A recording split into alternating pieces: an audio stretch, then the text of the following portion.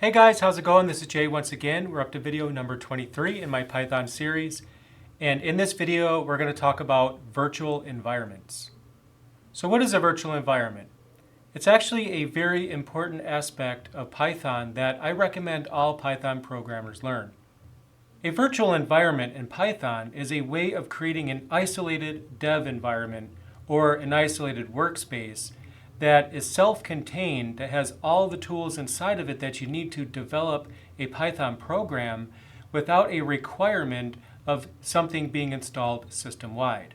I recommend that all serious projects written in Python should be created in virtual environments. I'm going to talk a little bit more about why that's important as the video goes on, but let's go ahead and dive right into it, and I will show you how to create a virtual environment. So here on my laptop, I actually have a different Linux installation than I've had in previous videos. In previous videos, I've always been using an Ubuntu-based distribution, but right now I actually have Antergos installed. This is because I just recorded a video where I showed Antergos versus Manjaro, and the last one I installed was Antergos, so that's what I have. So I'm going to go ahead and show you the commands as if we were still running Ubuntu, even though I'm not. But since I am running an Arch-based distro, I might actually mention a few differences as well, because maybe that might benefit you in addition. So in Ubuntu, in order to create virtual environments, you first need to install a package. So what you want to do is do sudo apt install python 3 virtual env. So that's the package that you want to install. Now obviously that's not going to work in my case since I'm not in Ubuntu, but if you're using Ubuntu, that is actually the package that you'll want to install. Now in my case, on Arch, I had to do sudo pacman, that's the package manager for Arch, -S, python virtual env. So the difference with the package name is that it's not called python 3 virtual env, it's just called python-virtual env, and that just goes along with the fact that some distributions ship python 3 by default and some don't. Here on Antergos, if I was to do just python --version, you see I'm running python 3. And normally in Ubuntu, I have to actually clarify that I want to run python 3 because Ubuntu defaults to python 2. But because Arch defaults to python 3, I don't have to clarify 3. So that's a big difference that you'll see here. But for creating a virtual environment, the command is essentially the same with one minor difference. So when it comes to creating a virtual environment, I'm going to show you how to do that in Ubuntu. And I'll also show you how to do it on Arch as a comparison. So on Ubuntu, you're going to use the virtual env command. So I'm just going to do which to show you that it exists. So if you have it installed properly, you should be able to do that, which virtual env, and then you should get some sort of output as far as where that binary is on your system. So you can see in mine, it's user bin virtual env. So this, again, is something you don't get with Python. You have to actually install it, which is why we had to install the package earlier. So now that we have it, we can go ahead and use it. All right, so before we actually create the virtual environment, I'm going to just show you the directory structure. I actually don't have anything but the desktop directory. This is a fresh install. I deleted all the directories in my home directory that I wasn't using. The desktop directory, I have my notes in there. So basically, you see I only have one directory. I have no files. So why does that matter? Well, when we create a virtual environment, it is going to create a directory. So I'm going to show you that. So what we're going to do right now is create the virtual environment. So the command on Ubuntu and Debian-based systems is going to be this one. So here is the actual command you would use on Debian or Ubuntu. So what you're doing basically is you are executing virtual env, and -p, you basically are telling it which Python you want to use. And on Debian and Ubuntu, python 3 is what we're using. So we want to clarify that's what we want to use with this virtual environment. And then we are giving it a name. So in your case, the name would simply be whatever your project is or whatever it is you're developing. You would just name it accordingly. So that way you would know by looking at the directory, it's named after your project. So you know what it's for. Now, in my case, since I'm on Arch, I don't actually need to do all this. I can simplify it down to just this. Because since python 3 is the default Python on Arch and Arch-based distributions, then I don't actually need to clarify the binary. Now, if you were to execute this same command on Debian or Ubuntu, then it would default to python 2. But in my case, it's going to default to python 3. So I'm going to press enter. and it's creating the virtual environment. And you can see that it has been created. I'll show you the directory. You can see that it created a directory, my project. So what the heck actually just happened? So what you want to do is change directory into your new project folder. And if we list the storage here, I'll just do a long listing. You can see we have 3 directories, and we also have a JSON file right there. So let's just go ahead and have a look around. So if I was just to do ls against bin, you see that there's binaries here. So what's up with that? Well, I'll get into that in just a moment. But basically, we see that there's other directories as well. I'm not going to go too deep into the directory structure, but there's a few things that you need to know that I will show you. Now, if we're to do which Python, you can see right now it's user bin Python. That's the Python package that I have installed with my distribution. That's basically what we've been using. In your case, it's going to be which Python 3 if you're on Debian or Ubuntu. Mine is just going to be a symlink to Python because they're the same version. So if I was to do Python version, you see I'm on 3. Same thing if I was just to actually clarify Python 3. Again, if you're on Debian or Ubuntu, you'll probably have to clarify Python 3. What we need to do right now is activate our virtual environment. Just being in the directory isn't enough. We have to activate it. So what we're going to do is source bin activate. And notice I don't have a slash here in the beginning. It's local to this directory that I'm in, bin, and then activate. So I'm going to press enter. And you can see that the bash prompt actually changed. It's showing me right here the name of the project that I am working with, or what the virtual environment is for. Now, check this out. If I do which Python, I'm not getting the same output that I got before. It's actually telling me that the Python binary that's being used is the one in this local directory inside my virtual environment. So again, ls against bin, and you can see that I have binaries here for Python local inside this directory. They're not actually attached to the system. It's using them right here. So essentially what it's doing is it's copying the binaries from the system into this folder. Then the source bin/activate, this command that we executed up here at the top, activated the virtual environment, which is basically making it such that Python binaries that I'm using are pointing to the ones in this directory. I'll go ahead and clear it. We'll get back to the video in just a moment, guys, but before we do, I just wanted to quickly mention my sponsor, Linode. Linode is an awesome provider of cloud Linux servers, and their Cloud Manager dashboard makes it extremely easy to set up your own Linux server in seconds. Whether you like Fedora, Debian, or Ubuntu, or whatever your distribution of choice is, you can have your very own Linux server running your favorite distribution in a geographic location near you, with the latest one just recently introduced in Toronto. So go ahead and check out the link in the description below this video, where you can get $20 in credit towards your own Linux server. So go ahead and check that out, and let's get right back to the video. Now, how do you deactivate a virtual environment and get back to your normal shell? Well, you just simply execute deactivate. It's as simple as that. And then now my bash prompt returned to normal, in which Python shows user bin Python like it did before. I'm going to go ahead and reactivate this. So source bin activate. Clear the screen. So what I'm going to do is show you how to install a Python package. If you recall in a previous video, we've used the import keyword to bring in a feature of Python that's not necessarily built in. Something that we want to take advantage of and bring into our program. An example of that is random. In a previous video, we imported random, and that gave us the ability to use random to create random numbers. But that wasn't a feature that was built into Python. We had to import it. However, we also didn't have to install random, though. It was already available to us.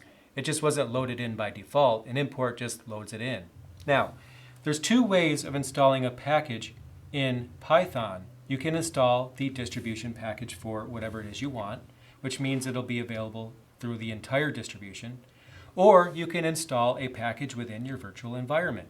And that's actually what we're going to focus on here. Why is that important? So why would you choose one over the other? And the reason for that is if you install something via your package manager, so apt, yum, dnf, whatever it is, then that Python package is available to the entire distribution, which really doesn't make sense when you think about it, because why would you want something to be available for the entire distribution if it's something you're only using in one project? That's a waste of hard drive space. It could even be a security issue possibly because you have components on your operating system you're not even using. But that's not even the worst part. Some distributions don't really handle it gracefully when you have packages installed by Python on the same system as packages installed by the distribution. Maybe one package manager might overwrite the other. You might get a corrupted package database. Just things you don't really want to deal with. So what I'm going to show you right now is how to do it the proper way, which is install a package within the virtual environment. Now, the command we want to use for this is called pip.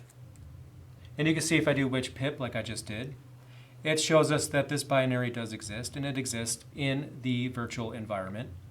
Now, in Debian and Ubuntu-based distributions, it's going to be pip3. In my case, that does exist. So if I do, again, ls-l against the bin directory inside my virtual environment, you can see that we actually have pip3 here, but it's Python 3 by default. So regardless, it's actually pip3. So pip is a package installer that allows you to install additional packages for use in your programs. Flask is one example of that, but there's a lot of them. One of my favorites is called Pygame, which is amazing, especially if you're a gamer, or if you're even not a gamer and just interested in developing games, because Pygame basically allows you to develop your own games. That's something you can install. So what you want to do is first search for a package if you don't already know the name of the package you want to install. I already know, but I'll just go ahead and show this to you guys. So pip search, then whatever the package name is, I'll just type Flask. And you can see that it actually is showing quite a few results here. Now you notice that Flask is going to be in capital letters. That's just how it's named. So what we want to do is go ahead and install that. So we're going to run pip install Flask with a capital F. That's the one we want, so I'll press enter. And it's going to install that for us, but that's not all it did. Notice that there's some additional things here. So it's collecting Flask. So basically now it's downloading Flask, but it requires some additional things. Jinja 2 is required. This package is required, and several other packages are required as well. It's smart enough to know that there's some dependencies and install those dependencies, much in the same way as a package manager does on Linux. So now we actually have Flask installed. Go ahead and clear the screen. So now that Flask is installed, we can actually use it. But just to show you the difference, it's not installed system-wide, so I'll just open a new terminal here. I'm just going to go ahead and execute Python. In your case, you might just need to execute Python 3 to make sure you're in the Python 3 version. Either way, it's not going to matter because this is going to fail. So go ahead and try to import Flask. And it failed. That's to be expected because module not found error, it's not installed system-wide. I'll go ahead and close this. But what we could do here is try to go ahead and import that. So I'll go into Python and I'll try to import Flask. I didn't get an error, so it did actually work. And there are a ton of packages that you can install from pip that give you access to all kinds of great things. I already mentioned Pygame. That's just another example. And you might be wondering, well, okay, where is it getting these packages from? And is there a place I can go to search for these? Actually, there is. I'm going to go ahead and bring up a web browser. And I'm going to navigate to pypi.org. So it's PYPI. And you get this really cool site right here where you can search for projects. So I'm going to search for Flask, for example, here. And we can see the first result is Flask, and you get some information here about this package, documentation, how to use it. So you even get a simple example here, some information for that package. Another one I mentioned already is Pygame. So if I search for that, we see that it is available, and it's a package that allows us to create games. And you can go ahead and search this site for any packages that you think might be great, or maybe search for some keywords relative to the project you're working on or what you want to achieve. And there's probably going to be a package available for that. So we install Flask, that's all well and good, and we can import it. But how would we remove it? Maybe we decide it's not what we wanted, or we want to try something else, or we want to do some cleanup. We need to also know how to remove packages as well. And that's actually pretty easy. It's simply pip uninstall and then the name of the package you want to remove. I'll press enter. And it's telling me that it's actually going to remove these items, so you can actually see where in the virtual environment it's actually installing things to here. But yeah, I want to go ahead and remove it, so I'll just say Y for yes and press enter. And it says that it successfully uninstalled Flask. But you remember though that there was quite a few packages, or at least a handful of packages that had to be installed. It wasn't just Flask, there were some dependencies as well. So Pip List will tell us what's actually installed. So I'll press enter, and we get a list of the various packages that we have here. So we can do some cleanup. I know that it's dangerous, for example. I don't even know what that is. I should probably look it up. It's kind of funny name. Anyway, it was installed as a prerequisite of Flask itself, so that I know I can remove that. So I'll do pip uninstall it's dangerous. And that's how I'm going to remove it. Just pip uninstall and the name again. So I'll press enter. I'm going to go ahead and remove that, pip list. And we see that package is no longer there, and so on. So I know that in this video we didn't get to do any coding, and we certainly will in the next video. I just wanted to show you guys how to create a virtual environment and give you the opportunity to practice creating these, because it's very important to know how to do this. If you're working on an actual project that has an intended purpose, something other than testing and learning, it's recommended that you do so in a virtual environment, especially if you have to add packages. However, I will challenge you to go ahead and use virtual environments throughout the rest of this series. Even if I don't do so on my end, I think it's still a good practice to get into. And once you've had a chance to practice creating virtual environments and you understand the concepts here, you're ready to move on to the next video. So I will see you there as soon as I have that uploaded. Thanks again for watching. Thank you so much for watching my video. If you want to help me out, go ahead and check out the links in the description below, and there you'll find a link to purchase my latest book, Mastering Ubuntu Server, 2nd edition. You'll also find a link to my Patreon page, as well as my Amazon store, which includes a listing of Linux-compatible hardware that I've tested personally. Thanks again for watching, and I'll see you in the next video.